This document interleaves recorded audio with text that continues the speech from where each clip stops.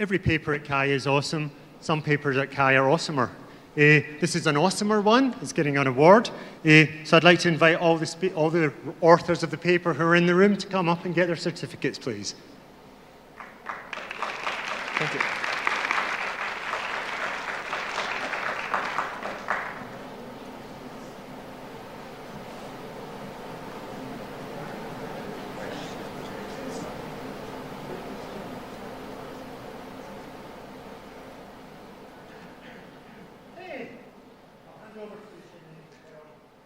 Okay, thank you very much for the introduction. Good afternoon, everyone. I am Xinyi from Tsinghua University, and I'm very happy to be here to share with you about Compass, a rotational keyboard for non-touch smartwatches. As we know, smartwatches is becoming increasingly popular in our daily lives, and nowadays there are many commercial products. There are many commercial products on the market. But one thing that we notice is that almost all of the smartwatches employ a touch screen as the input interface. And this raised one problem that how can we enter text in these scenarios? For example, in the winter, when your finger is wet, or if you're wearing gloves, it is difficult or even impossible to touch on the screen. And what about those who own a Pebble Time smartwatch? And to allow for a long battery life, this screen on this watch does not support touch interaction. So how can we enter text in these scenarios? And our solution is Compass. And this figure shows a Samsung smartwatch. The design of Compass has 6 main features. First, we use a circular keyboard layout that consists 26 characters, which fits well with the round smartwatch screen. And second, we place multiple cursors on the keyboard layout, which can select multiple characters at the same time. And third, this one is a rotational bezel. Users can rotate the bezel to move the cursors relative to their previous positions simultaneously. And here is a physical button. By pressing the button, users can select the characters or candidate keys, or candidate words. And the fifth is the dynamic cursor placement strategy. And upon the selection of each character, the position of the cursors would dynamically change to minimize the rotation distance. And the last is to flick to delete. The users can flick their wrist to delete the last entered character or word during text entry. And this video illustrates the procedure of entering a word using Compass. Yeah, hello world. Yeah. Before we go into the detailed design of Compass, let's first review some related works. And due to the small screen size on smartwatches, there have been works that introduce novel interaction modalities beyond touch. These include using motion sensors to detect single-hand gestures, using the bezel to support list selection, and using magnetometers to support interaction above the screen surface. And at the same time, circular keyboard has been applied to various modalities to facilitate text entry experience. For example, tabletop displays and large wall displays and pen input interfaces. The design goal was usually to minimize the travel distance of the cursor or the length of the stroke, and to minimize the cursor movement distance in pointing tasks on PCs. Researchers have proposed several multi-cursor techniques. For example, the ninja cursor, the satellite cursor, and the rig cursor. Also, they all use different strategies for cursor placement and input disambiguation, and all achieve impressive performance. And coming back to Compass, as users rotate the bezel to move the cursors, it is important to minimize the rotation distance, as long rotations is slow and hard to perform. To achieve this, we employed a multiple cursor interaction paradigm, where multiple cursors move and select the characters simultaneously. These two figures show an example of using one cursor versus using 3 cursors. If the user intends to select key M using one cursor, he has to rotate 11 keys. But while using 3 cursors, he can choose any nearby cursor to select it, allowing for a rotation distance of only 4. And corresponding to the multi-cursor paradigm, our input prediction algorithm is similar as that of an ambiguous keyboard. Given I as user's input and we calculate the posterior probability of words W in our corpus, and recommend those with the highest probabilities. Here, this term assumes that users generate no errors during text entry, and this term uses the top 15,000 words and frequencies in our corpus. And to help users in locating the characters and cursors, we designed visual cues. First, for each character, we calculate the probability of it being the next character given the input prefix. Then, each key is highlighted according to the corresponding possibility. The higher the possibility is, the lighter the key color will be. And if the probability equals to 0, then the character will be deemed to avoid visual distraction. A key feature of Compass is the dynamic cursor adjusting strategy, and this video shows the procedure of entering a word. Upon the selection of each character, the place of the cursor would be dynamically changed to minimize the expected distance of the next rotation. And this metric is calculated as the rotation distance weighted by the probability of each character we calculated just now. However, this simple optimization would sometimes place the cursors on the keys with highest frequencies. For example, when there are only 3 possible keys left, E, I, and U, the algorithm would put the 3 cursors right on these 3 keys. This will yield high input ambiguity, and the number of remaining keys after this selection would be quite great. And to solve this problem, we'll apply a restriction to the optimization that avoids cursors to select high-frequency keys at the same time. For example, in the right figure, using this cursor placement, users can only select 1 character at one time, but the number of the remaining possible keys can be largely reduced. In this way, with a small sacrifice in rotation distance, we can significantly decrease input ambiguity, thus increasing the text entry performance. And to validate whether the dynamic cursor placement strategy was helpful for users, we also implemented a keyboard technique that used a static cursor placement strategy. We refer to the keyboard as S-compass and D-compass respectively, and these videos show the behavior of the cursors of these techniques. For S-compass, the location of the cursors will stay still, which may aim users' motor programming ability. And for D-compass, the position of the cursors would dynamically change to minimize the rotation distance.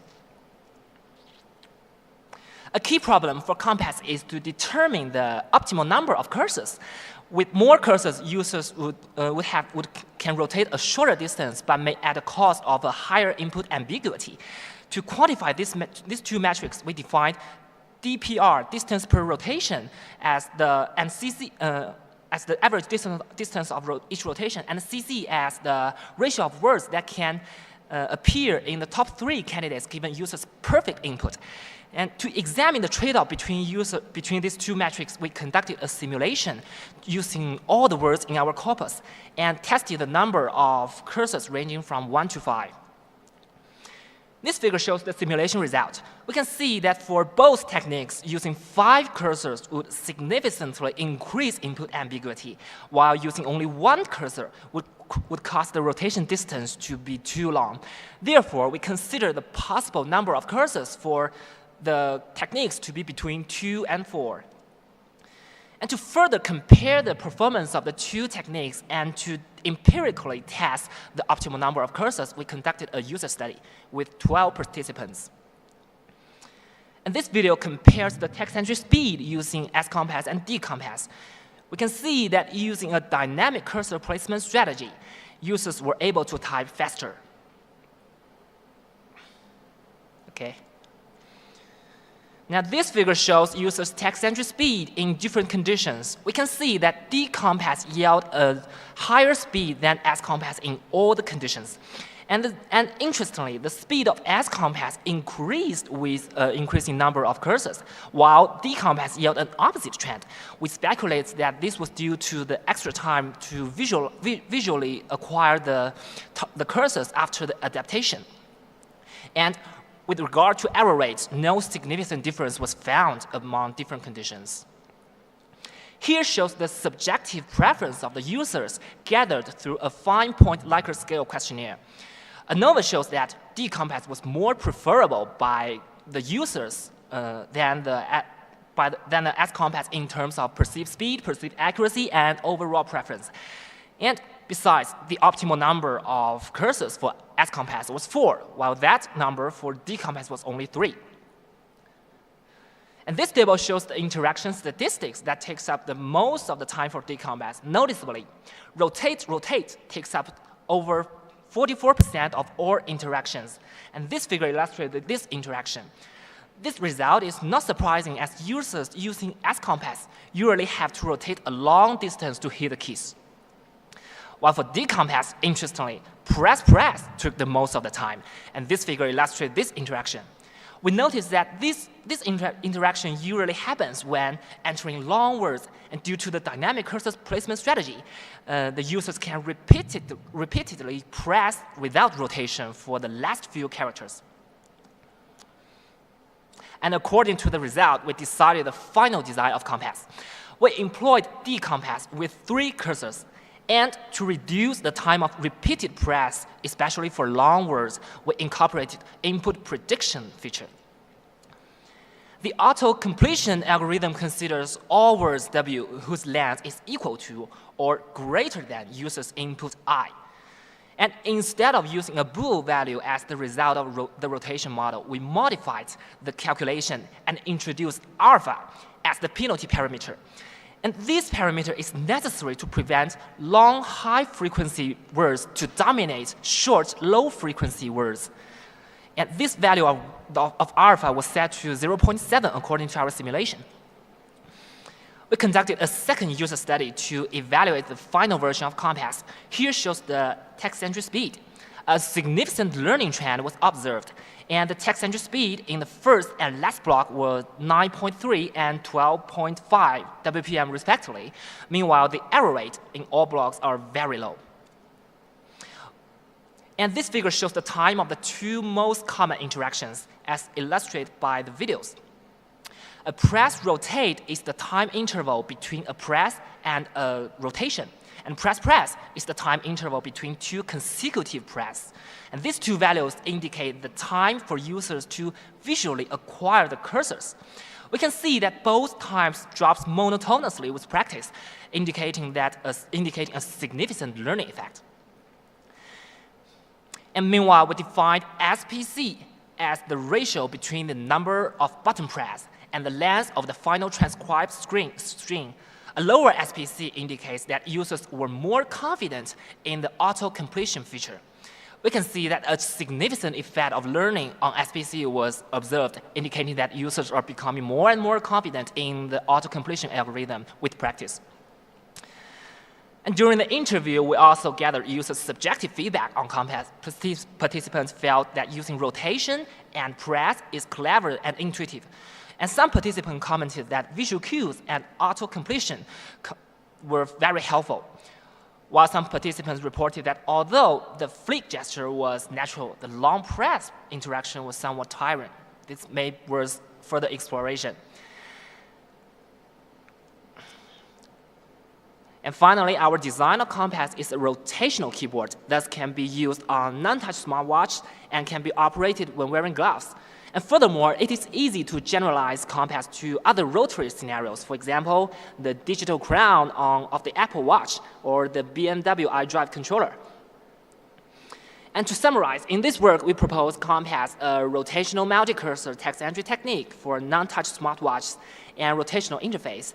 And the compass used a dynamic cursor placement strategy to optimize the rotation distance. And to explore the design of compass, we compared different design alternatives using simulation and user study.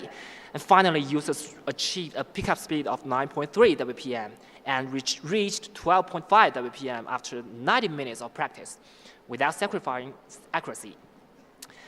At last, there are several works that we seek to explore further in the future. First is how to support character level input and entering out of vocabulary words.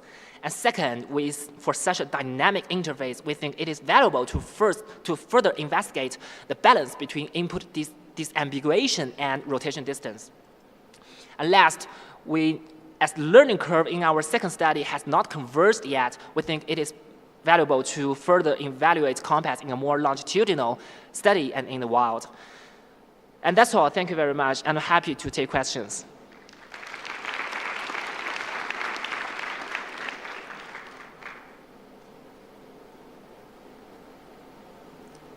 Okay.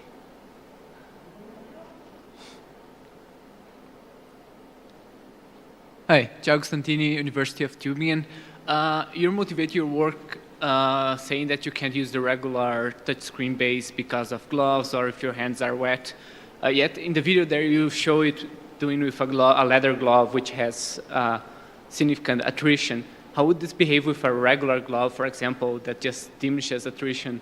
How easy is it to rotate the bevel with a glove, for example? Actually, the design goal of Compass was to support text entry on non-touch smartwatches, and actually we have, please use this one here. Actually, we use this device for our prototype as it supports a rotational bezel. And during rotation, the device provides tactile feedbacks that it is level by level. It is click, click, click, click, like that. And so when wearing gloves, we have conducted, in our pilot study, we have conducted user studies that uses wear a glove and to rotate the bezel and operate compass, and the results show no significant difference as we reported here. So we believe it is possible to use gloves for compass. And as for the touchscreen interaction, we think it is a great suggestion to combine the interaction of rotation and use the touchscreen as an augmentation for touchscreen interaction. But for this paper, we focus our design goal on non-touch interaction. But we think how to combine these two input modalities is worth exploring in the future. Thank you. Hi, Kashyap from Hasselt University. I was just wondering about the character set. Okay. So you use 26 characters, the A to Z alphabets. Yeah. If you had to change that to another character set, what kind of changes to your system would you have to make? Okay. Actually, in this paper, we focused on entering English words. So we used the 26 characters, and they are in alphabetical order. And for other character sets, we think it is possible to arrange them in a similar manner as long as the number of characters are not too different from the 26. And for too many characters, we think it is possible to design a mechanism that is like, for example, flicking page or something like that to support more characters. And for example, in using Smartwatch, we can use other sensors or other interactions to support this flicking page feature. Yeah, but I was just wondering if you would have to also change the number of cursors that you required. Would that be affected by the number of characters? Yes, the number of characters. Yeah, it is one of the crucial parts of Compass, of course. So we used simulation and user study to decide the optimal number and the behavior of the numbers and the behavior of the cursors. And we think this result is restricted to English input, and for other characters, this result may have to be revalidated. Yeah. Hi, this is Tejas. I'm a grad student at University of Maryland, Baltimore County.